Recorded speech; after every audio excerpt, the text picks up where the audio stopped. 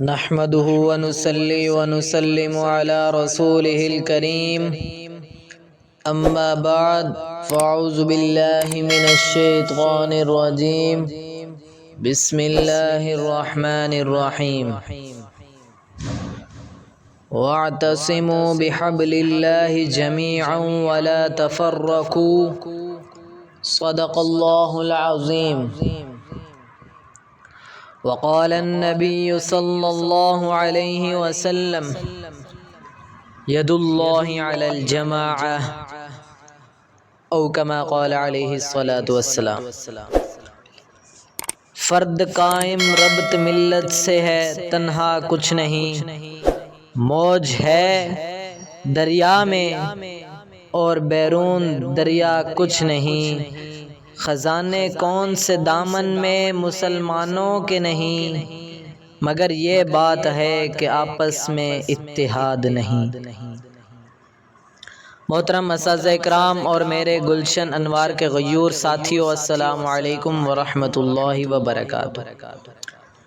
آج میں آپ حضرات کے سامنے اتحاد اور ایثار و ہمدردی کے عنوان پر چند معروضات پیش کرنا چاہتا ہوں۔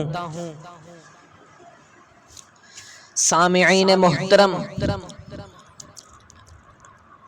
یہ بات تو ڈھکی چھپی نہیں کہ اس وقت بحیثیت مجموعی مسلمانوں کی ہوا اکھڑ چکی ہے،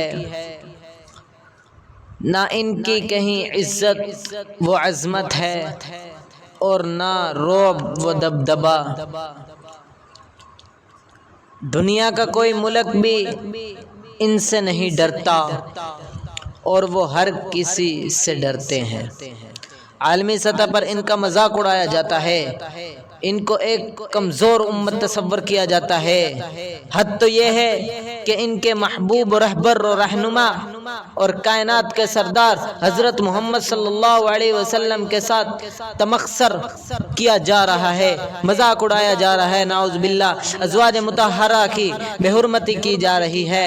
اسلام کے پہلے جانثاروں یعنی صحابہ کرام رضی اللہ تعالی عنہ کے خلاف کتابیں لکھی جا رہی ہیں۔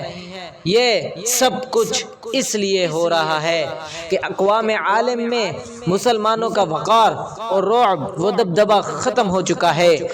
جس مسلمان سے کبھی کیسر و کسریٰ جیسی سپر طاقتیں لرزہ برانگ تھیں، ڈرتی تھی، آج اس سے اسرائیل جیسا وبا لا درندہ بھی نہیں ڈرتا۔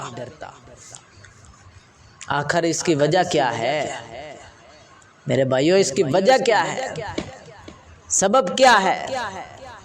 میں نے جب حالات کا سرسری جائزہ لیا، تدبیر اور تفکر کے میدان میں عقل سلیم کو بے روئے کار لایا، تو معلوم ہوا کہ عالمی سطح پر مسلمانوں کو کمزور اور ذلیل کرنے والے جو مختلف اسباب ہیں، ان میں سب سے بڑا جو سبب ہے مسلمانوں کو باہمی جدل و نزاع اور اختلاف اور افتراق ہے۔ مسلم امت چھوٹی چھوٹی ٹکڑیوں، فرقوں اور جماعتوں میں بٹی ہوئی ہے۔ میرے بھائی دوستو، ہر شخص اپنی 1.5 انچ کی مسجد الگ بنانے کی فکر میں ہے، کفر کے فتوے لگ رہے ہیں، ایک دوسرے کو ختم کرنے کی کوشش کی جا رہی ہے، مسلمانوں کا خون مسلمان ہی بہا رہے ہیں۔ میرے غیور مسلمانوں، حیرت ہوتی ہے کہ یہ وہی امت ہے جسے حضور صلی اللہ علیہ وسلم نے مسلسل محنت اور تربیت کے بعد باہمی شعر و شکر بنا دیا تھا۔ آپ صلی اللہ علیہ وسلم کے صحابہ مختلف علاقوں کے رہنے والے تھے، مختلف قبیلوں سے تعلق رکھتے تھے، ان کی زبان اور رنگ و نسل بھی مختلف تھی، مگر انہوں نے قومیت اور لسانیت کے تمام امتیازات مٹا دیے تھے۔ اور وہ آپس میں بھائی بھائی بن کر رہتے تھے۔ آئیے میں آپ کو صحابہ اکرام رضی اللہ تعالیٰ عنہ کی اخوت اور بھائی چارگی اور اثار و ہمدردی کی ایک جھلک نظارہ کراتا ہوں۔ حضرت ابو جہم بن حذیفہ رضی اللہ تعالیٰ عنہ کہتے ہیں کہ یرموک کی لڑائی میں میں اپنے چچا زاد بھائی کی تلاش میں نکلا کہ وہ لڑائی میں شریک تھے، اور ایک مشکیزہ پانی کا میں نے اپنے ساتھ لیا کہ ممکن ہے وہ پیاسا ہو تو پانی پلاؤں۔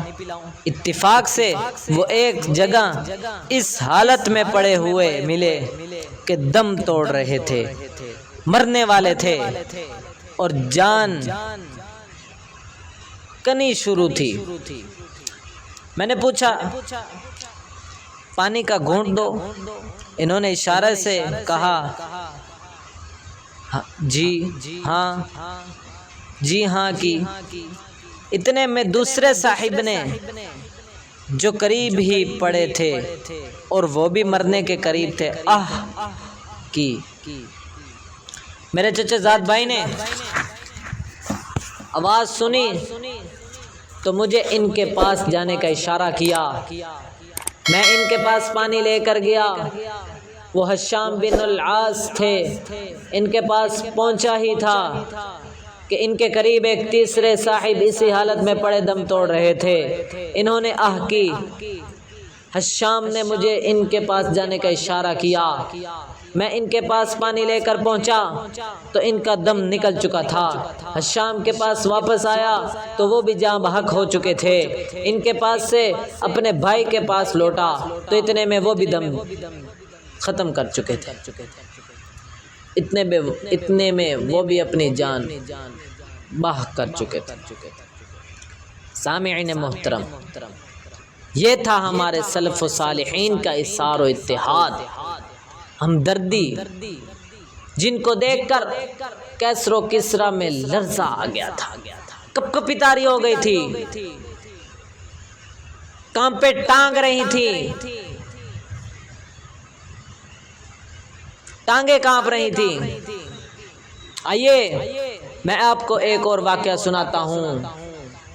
حضرت عبداللہ بن عمر رضی اللہ تعالیٰ عنہ فرماتے ہیں کہ ایک صحابی کو کسی شخص نے بکری کی سری ہدیہ کے طور پر دی۔ انہوں نے خیال کیا کہ میرے فلاں ساتھی زیادہ ضرورت مند اور وہ بڑا کنبے والا ہے، ان کے گھر والے زیادہ محتاج ہیں، اس لیے ان کے پاس بھیج دی۔ ان کو ایک تیسرے صاحب کے متعلق یہی خیال پیدا ہوا اور ان کے پاس بھیج دی۔ غرض اسی طرح 7 گھروں میں پھر کر وہ سری سب سے پہلے صحابی کے گھر لوٹ آئی۔ اسی پر قرآن کی آیت وَيُؤْثِرُونَ عَلَىٰ أَنفُسِهِمْ وَلَوْ كَانَ بِهِمْ خَصَاصَةٌ نازل ہوئی ہے۔ اللہ تعالی ہم سب کو اتحاد اور اتفاق سے رہنے کی اور اثار و ہمدردی کی صفت کو اپنا ہر جان بنانے کی توفیق عطا فرمائے۔ آخر میں اس دعوت فکر کے ساتھ اپنی تقریر کو ختم کرتا ہوں۔ منفعت ایک ہے اس قوم کی، نقصان بھی ایک ہی سب کا نبی، دین بھی، رمضان بھی ایک، حرم پاک بھی، اللہ بھی، قرآن بھی ایک۔ کچھ بڑی بات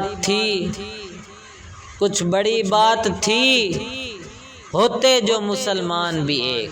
وما علینا الا البلاغ المبین۔